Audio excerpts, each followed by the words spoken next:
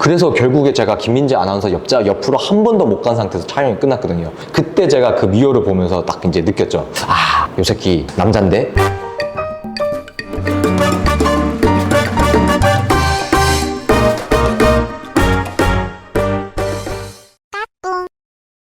이거는 이제 거의 사실상 최초 공개인데, 왜 그러면 대구FC 빅토는 미호를 좋아하게 됐고 미호를 짝사랑하게 됐을까? 그 비하인드 스토리가 있어요. 2011년 이제 4월 초에 울산하고 강원하고 이제 K리그 경기가 있던 날이었는데, 그 프로축구연맹에서 운영하는 K리그 명예기자로 활동을 하고 있었고, 그 경기를 취재를 갔었어요. 이거를 왜 기억하냐면 제가 대구FC 입사하기 직전에 마지막으로 취재했던 경기가 이거였어요. 그래서 이제 기억을 하고 있고, 그 경기를 가서 그 이제 문수구장은 이제 그 동선상 엘리베이터를 타고 M2층으로 가야 되는데, 제가 지하 2층에서 엘리베이터를 탔거든요. 근데 거기에서 마스코트 미호랑 제가 같이 타게 된 거예요. 지하 2층에서. 알바하시는 분이겠죠. 그래서 이제 엘리베이터를 같이 타고 올라가는데, 그 엘리베이터가 좀 많이 더우셨나 봐요. 그래서 그 미호 쓰신 분이 어차피 엘리베이터 안에는 사람들이 없으니까, 저밖에 없었으니까 마스코트를 딱 싹 벗는데, 와, 진짜 정말 이게 어떻게 표현해?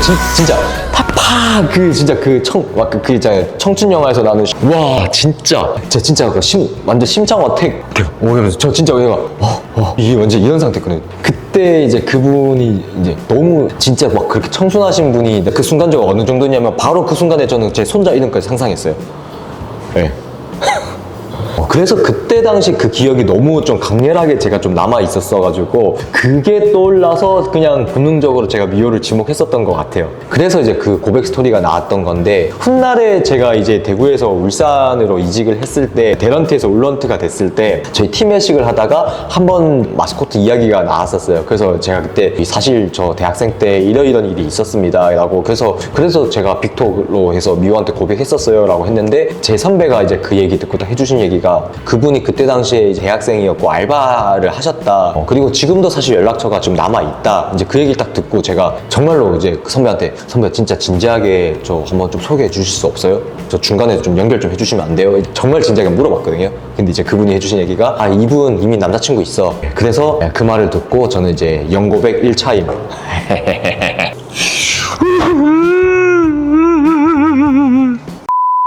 여튼 그 사건이 너무 좀 반응도 좋았고 유명해지면서 이제 후속 스토리는 계속 만들어 가야겠다는 생각을 이제 하게 됐었고, 이제는 이제 그 울런트 분도 그렇고 저도 그렇고 눈치껏 말하지 않아도 컨셉이 딱 잡혔어요. 그 빅토는 미호한테 끊임없이 구애를 하는 약간 순애복 컨셉, 그리고 미호가 적당하게 밀당하면서 계속 약간 치는 그런 스탠스를 유지하면서 계속 이제 약간 계속 그렇게 스토리를 좀 만들어냈었고, 그때 당시에 이제 울산 홈경기나 울산 원정을 가게 되면 좀 혼자 믿었던 게, 이제 러비더비라고 이제 명칭을 만들어서 이제 보도자료를 많이 활용하고 기자들한테도 이런 스토리 있어요 하면서 러비더비입니다 이렇게 좀 많이 알렸었는데, 그 러비더비가 이제 13시즌 끝으로 대구가 2부로 강등되면서 좀 사라졌죠. 아, 이야기 나오니까 오프라인에서도 미호랑 빅토가 만난 적이 있습니다.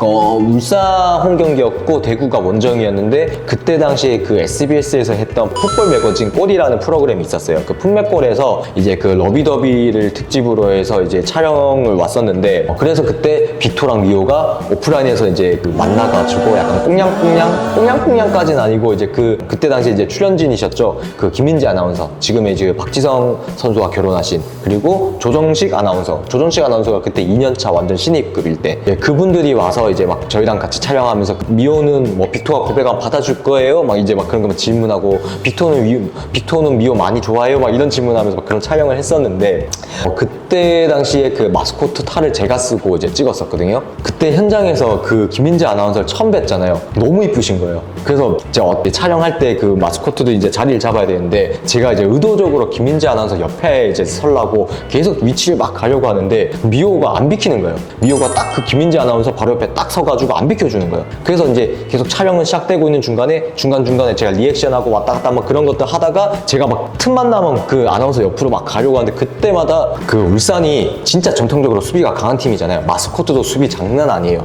딱 그 자리 잡고 위치 선정, 절대 저한테 공간을 안 내주는 거예요. 계속 제가 김민재 아나운서 옆으로 가려고 하면 탁탁탁 자리에 막아서고, 그래서 결국에 제가 김민재 아나운서 옆으로 한 번도 못 간 상태에서 촬영이 끝났거든요. 그때 이제 제가 미호를 보면서 딱 느꼈죠. 아, 요 새끼 남잔데? 아, 2년 전에 그 탈 벗었을 때 그 샤랄랄랄라 절대 그분 아니시구나. 아, 이 새끼.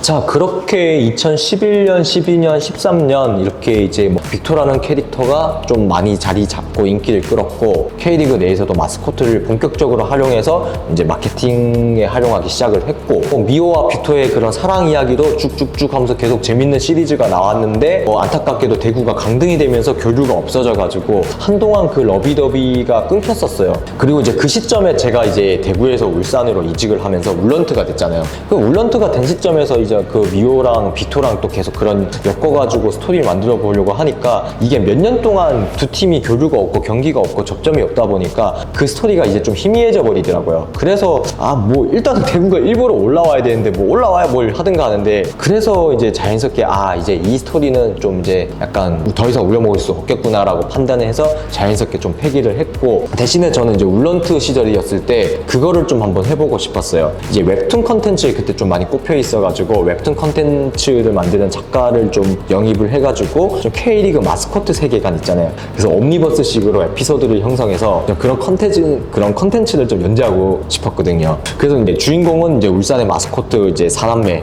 원래 마스코트는 4남매가 아니고 4인 가족인데 저는 4남매가 더 좋아가지고 설정이야 바꾸면 되지 약간 이런 느낌이었었거든요. 4남매의 그 컨셉을 다 이제 나이랑 그 캐릭터 설정, 컨셉 같은 걸 이제까지 구상을 다 했었죠. 첫째 뭐 예를 들어서 뭐 첫째 건호 같은 경우에는 이제 20대 후반 30대 초반의 직장인, 그래서 우리 가정을 이끌어가는 이제 맏형, 맏오빠. 둘째 같은 경우에가 42천년생이었고 셋째 같은 경우에는 이제 약간 군대 입대해 있는 설정. 그래서 한 번씩 휴가 나오거나 외박 나왔을 때 집에 오는 와서 그런 이제 약간 그런 식의 에피소드를 만드는 거예요. 그리고 막내 미호가 갓 대학교에 입학한 20살 새내기, 학교 안에서 다른 팀 마스코트들하고 썸도 생기고 약간 재미난 에피소드들도 만들고 그런 이제 에피소드를 좀 만들어 보는 게 꿈이었는데 그래서 이제 이거 한번 기획을 짜보자 해서 다다다다다 기획서도 만들고 이제 좀 디테일한 설정이나 세계관을 만들어 보던 차에 퇴사했습니다.